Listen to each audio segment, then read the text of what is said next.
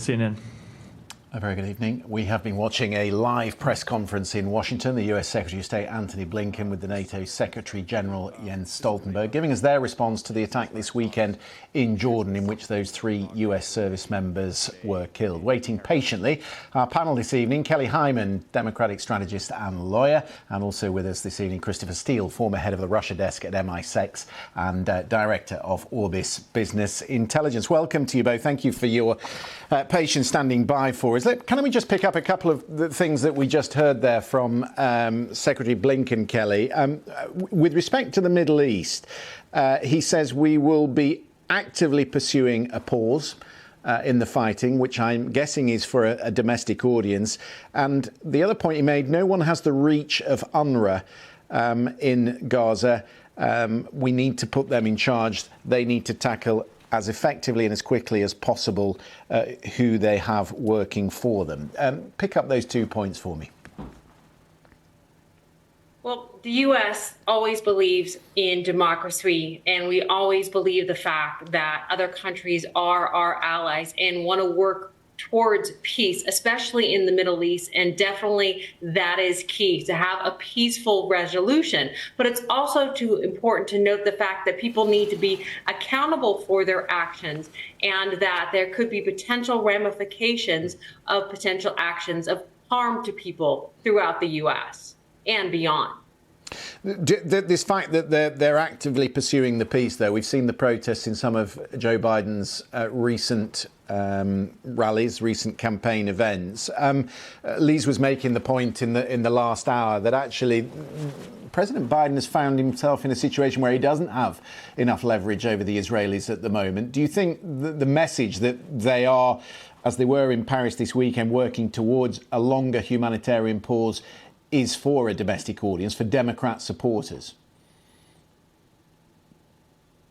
Definitely think that that is important, but not only for Democratic supporters, but supporters throughout other countries as well. U.S. supports Israel, and they've made that very, very clear that they are allies and definitely want peace throughout the Middle East. And that's definitely key. Hopefully there will be some type of peaceful resolution soon rather than later. I thought, Chris, it was interesting what he said about their response to Iran. It will be multi-level, he said, staged and sustained over time. What did you make of that? Well, it's obviously been very difficult, Christian, for America to get much leverage over Iran through sanctions and so on. The Iranians are increasingly skilled at getting around these things. And of course, now allied very closely with Russia in a joint practice of such a type. So I think that it is true that sanctions work, economic sanctions work, but also we have to look at the wider spread of this conflict. And the fact is that we are up against a group of authoritarian countries who are increasingly closely aligned and who are determined to undermine the rule of law and democracy. And someone like Vladimir Putin has a vested interest now in stirring up any conflict in the world he can in order to take attention and effort and resources away from Ukraine, which should be our priority, certainly in Europe. Yeah, it was interesting you made specific reference, Chris, to Russia and Iran aligning on drone technology and the swapping of technology, Russia lending Iran more advanced technology in recent months. Do you see evidence of that? Yes, I think not just Iran, but also North Korea. You know, it is incredible, really, that North Korea is supplying Russia with weapons at the moment, which breaks a UN embargo and should really lead to some punitive action against Russia under international law and into the international community. And at the moment, we're not really seeing that. And one of the problems, I think, is that with all these conflicts breaking out around the world in different regions, some of the focus is being taken off the really bad perpetrators like Russia and North Korea, who are not being held accountable. Well, in the course of that press conference, you'll have heard the US Secretary of State say it's essential Congress passes without delay the aid package for Ukraine. Mr. Blinken said absent funding, all gains would be in jeopardy in Ukraine, and the US would be sending the world a message that it's no longer serious about defending freedom and democracy around the world. The House Republicans, you'll recall, have been delaying that $60 billion aid package for Ukraine, aid which many of them do support, by yoking the deal to the crisis at the Mexican border. A bipartisan agreement on an immigration deal was reached over the weekend. The top Republican negotiating it says the proposal could be on the floor by the end of the week. Do not have a vote count yet on this because everybody's got to be able to read it to be able to go through, but I do feel very positive about it because even the initial feedback has been good. Trouble is, having called for this urgent action at the border, Donald Trump is now telling Republicans he doesn't want the deal that's being negotiated, even though it probably is one of the most far-reaching conservative package of measures that's been negotiated in 30 years. I'd rather have no bill than a bad bill. A bad bill you can't have, and that's what was happening. Mike Johnson, Speaker, he just said it's dead on arrival in the House. It's dead on arrival. We want either a strong bill or no bill, and whatever happens, happens. Well, the standoff in Washington coincides with a similar problem here in Europe. This week, EU leaders are due to meet in Brussels to approve 50 billion euros of aid for Ukraine, which was vetoed in December by the Hungarian Prime Minister Viktor Orban. Here's a little of what he said in December, just before that veto. To give money to Ukraine is easy to do because in short term the money for Ukraine is already in the budget. So there is no any extra decision to give it in short term. In long term and the bigger sum of money, my position is that we should give it outside. Well, Orban is perhaps President Putin's closest ally here in Europe, and he's promising to exercise his veto again, in spite of threats coming from the Commission. So Ukraine is having to ration its use of artillery and focus instead on the one area where it has the edge, its drone production. Both sides have been using drones extensively, but Kyiv now appears to have developed technically sophisticated models that can fly long distances and strike deep into Russian territory. And in the past 3 weeks, there's been a determined effort to hit Russia's energy infrastructure. In one attack, they attached explosives to train carriages in the Ural city of Nizhny. A blast took place next to facilities owned by Gazprom, the country's third biggest oil producer. There was a kamikaze drone crash into an oil depot in the Oryol region. And the week before last, an oil terminal in St. Petersburg, which of course is Putin's home city, also came under attack. So let's bring in Patrick Bury, an associate professor in security at Bath University. And I'm sure you've been listening to the Secretary General in the last few minutes, Patrick. So this is all very timely. That scenario that I've just set out, with the Ukrainians reaching deep into Russian territory using this advanced drone technology, is that incidental, or is it part of a determined effort now to try and disrupt the wealth, really, of Russia, the money that is funding the war? Good evening. I think it's absolutely part of a determined strategy and an emerging strategy to target Russian energy infrastructure and indeed its industrial capacity. Quite aside from the attacks we've seen in the last 3 weeks, they've been harassing attacks, really. I mean, there's a lot of Russian production outside of the ranges of these as well. But they've also been a 300% increase in industrial fires over the last year inside Russia. So something's going on in there as well, too, that is stirring the pot a little bit. But you can see how when Ukraine is on the defensive, on the front line, and Russia has the initiative at the moment, it's still able to exert pressure at a sort of strategic level and make it difficult and more difficult for Russia. One of the interesting things seen on social media during the week was a Russian driver stopping and seeing an S-300 air defense missile system just parked up on the road deep inside Russian territory, because they've had to do that because of the drones threat. So this is what it's all about, really. It's about dragging resource in the same way the Russians, as Chris said, are doing in other conflicts around the world. The Ukrainians are trying to drag some of that Russian resource in air defense away as well.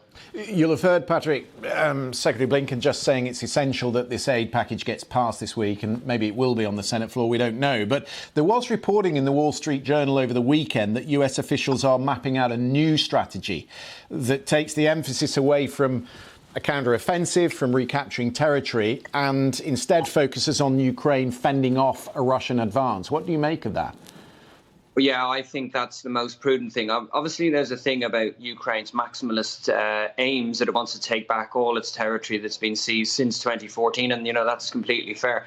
The difference is, and I think Jens Stoltenberg was referring to that, is like, look what Ukraine has actually achieved as well. First and foremost, it's defined itself as a nation, as a population which has asserted its right to exist in arms, and then it's rolled back the Russian army and managed to defend a lot of its land. But whether it can actually take all of this back, I think, is definitely a prudent strategic question to ask. And then what falls out of that is, how do you actually sequence what's coming over the next year?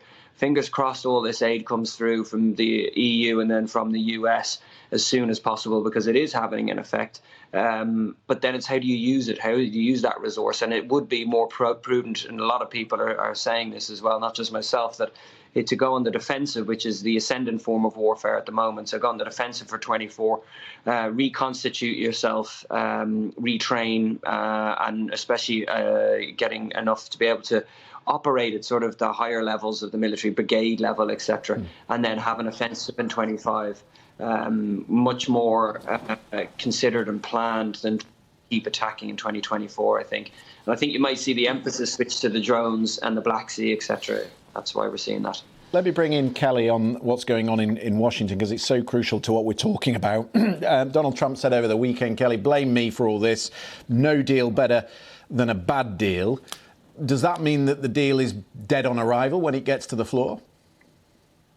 If it was up to former President Trump, it would be dead on the arrival before it gets on the floor. Absolutely. He does not want this to happen. He's not thinking about the American people. And we have to think about the voter wants to see our elected leaders do hard work to fix the system. And that exactly is what Biden says he's going to do, that he will sign the bill. As you stated earlier, this is everything the Republican Party basically wants in an immigration bill. And not only is it going to help the U.S., but also help Ukraine as well. The fact that a former president wants it dead on arrival shows that he's putting himself first before the American people. And the American people should be watching this and make that determination on election day, what is best for our country. Someone that puts themselves first, as former President Trump does, or someone that puts people and the American people first, as Biden did. I thought it was interesting, Chris, that Jens Stoltenberg in that press conference said we'll be meeting in July for our NATO summit, and we'll be plotting out how NATO goes forward for the next 75 years. I'm going to put on screen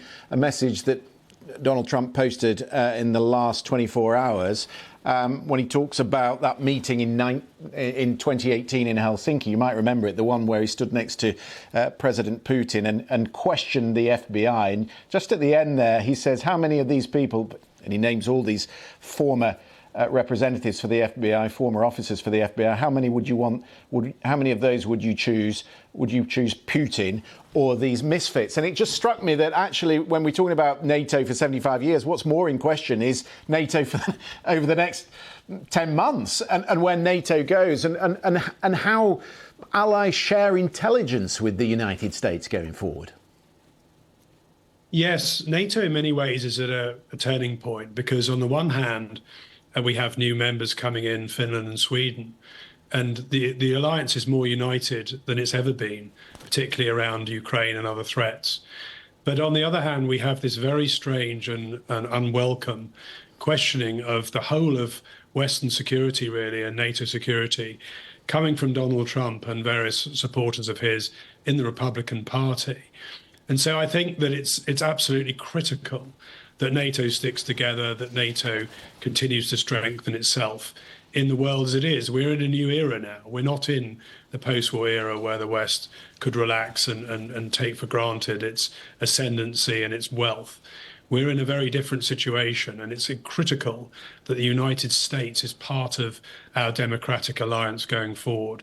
And also countries like Japan, which have, I think, a great potential to support both militarily and indeed financially Ukraine and other countries that are fighting on the front line of democracy.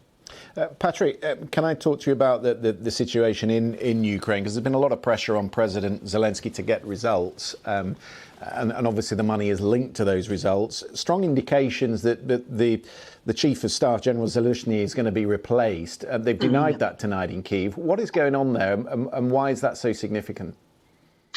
The rumour mill is certainly running into overdrive in Kyiv, and there's been some things that it almost was confirmed and then not. So we'll just have to wait and see. But I don't know 100% is the answer, but I think it may be related to the internal intelligence agency revealing yesterday that it had basically uncovered a corrupt plot in the Ministry of Defence with some senior high-level figures and a company which is making mortar shells in Lviv worth about $40 million. I don't know if that's it, but that only broke yesterday. And given that the Defence Minister he wasn't linked to a corruption plot, but he was made to take responsibility for it previously and fired. This could be the next level up. But that's my thinking of it at the moment. But it's only circumstantial at the moment, Christian. Only 50 seconds, Chris. Does that tally with what you're hearing? We've known for some time, Christian, that there have been rumours that Zaluzhny was going to be removed. And indeed, it seems that the reasons for that are more political than anything else, that Zelensky actually sees him as a threat. Now, of course, Zaluzhny was in charge of the counter-offensive. Yeah. There's some which didn't go too well, but I think he's a very solid, capable officer, and everybody wants him to stay in place, and especially in the West. One to watch. Paddy Bury, very grateful for your time this evening. Sorry we got squeezed with the press conference at the top. We'll go to a quick break. The other side of that break, we'll talk about some of Donald Trump's court cases because E. Jean Carroll has been talking today. And also we'll discuss our time for the panel. Some interesting stories tonight. Stay with us.